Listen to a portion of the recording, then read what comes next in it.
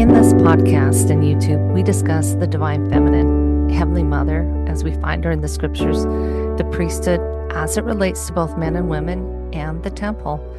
It's important to remember that this is not an endorsed channel of the Church of Jesus Christ of Latter-day Saints.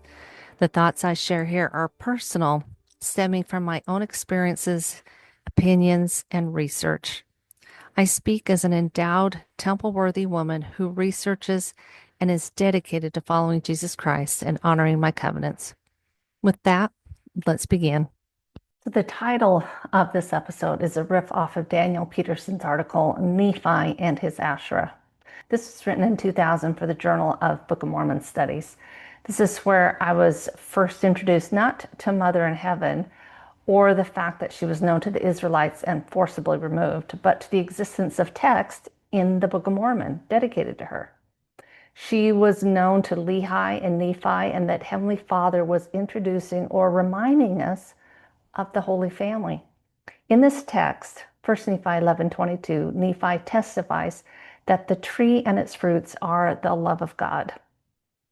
The tree and the fruit are separate but attached, holy symbols, holy experiences, holy beings that we in mortality are pressing forward to experience for ourselves.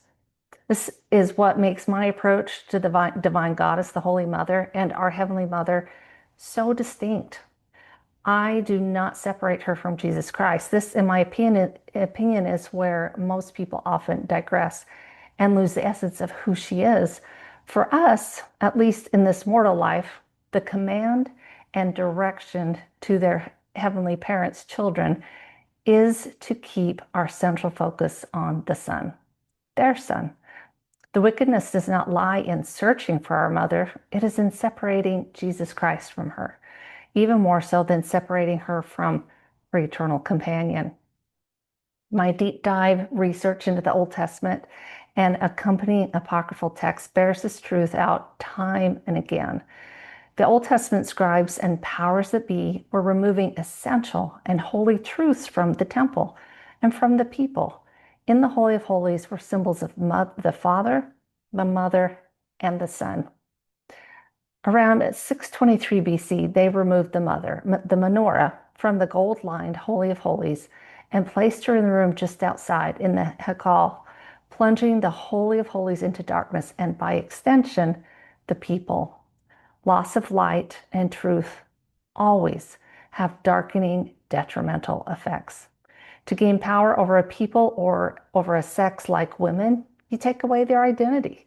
It's been done time and time again. So what better way for men to gain even more power over half the population than by taking away their God? I must pause here to reiterate that I do not think our church leaders are doing the same. They are leaders in the Church of Jesus Christ of Latter-day Saints. They are led by Jesus Christ, as this is his church. I do not know why there is not more known or talked about concerning Heavenly Mother, but I do believe they are sincerely serving the women of the church, and just as much as the men, and they are constantly praying for our gender and recognize our unique struggles in a male-dominated, in terms of leadership, religious institution. Removing the mother from the early scriptures, while not fully complete, was an insidious and successful campaign. By removing the mother, both men's and women's true identities were shifted, changed, they were stolen. But in the pursuit of the mother in this mortal life without proper guidance leads us into strange territories. As we study even just 1 Nephi, it's the shining fruit that leads us to the tree. That fruit is Jesus Christ. We see him first before we see anything else. It's when we get on the way that we start to get distracted.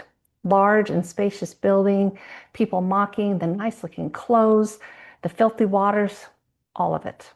Even as we embark on the path with the iron rod, we are soon plunged into a mist of darkness, perhaps causing some to wonder if they even saw the fruit and the tree, or they might question, was it even worth it? So we press forward with faith in our vision. Clearly, there is a tree. It's shining. We can't deny our vision, but it is the fruit that we are striving to partake of. We pluck it And then it separates from the tree for just a moment, only to become a part of us. But then what happens?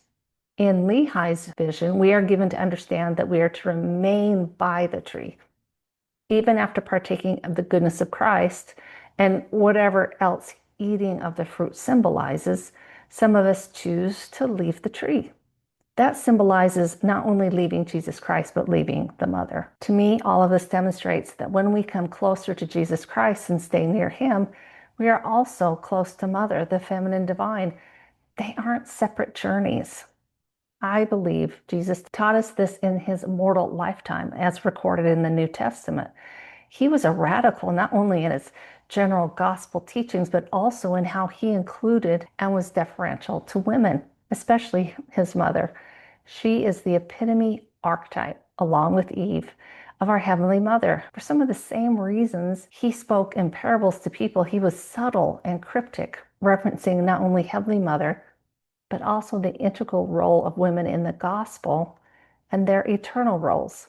The message for women was radical for his time and people, but it was really just a glimpse, a nudge in terms of eternal concepts. We are leaps and bounds ahead in our day and age concerning the additional truth and knowledge we are aching for. There's still more ahead. It's not fully understood why Mother is not fully represented in our worship or our discussions, but Jesus Christ is the center, the focus of our worship. He is who we are pressing forward to understand, to get to know, to partake of. I think that even when we do so, and we are standing right next to the tree, we take her for granted. Of course, the mother tree is there. Where else would we pluck fruit from? Perhaps when our eyes begin to open, we will begin to realize she is right beside us in a unique way. But if we search for her while ignoring the fruit, we will starve spiritually and emotionally. We won't be able to find her, not without the vision and light of the fruit guiding us. That was the biggest wickedness of the elite and the people of power in the Old Testament, both during the time of Hezekiah and Josiah, that of removing the true high priest, the Son, Jesus Christ, from the religion and the temple. The removal of the mother, the Asherah, the tree, was inevitable. It was the high priest in the temple ceremonies that led the people symbolically into the presence of the Holy Family, to stand beside them. No high priest, no way to find the true Asherah, the true mother. Without Jesus Christ, without the high priest, people latch on to barren and hollow imitations. They seek truth and comfort, but without the guide, travelers get lost each and every time. So if we want to know anything about Mother, let us keep Christ as the center. They are integral parts of each other. So thank you so much for joining me today on this short but important episode. If you have any questions or any comments, please reach out. Send me a line. Let me know how you're doing. If you have any questions, if you have any comments about this episode, I would love to hear from you. But until then, have a divine day.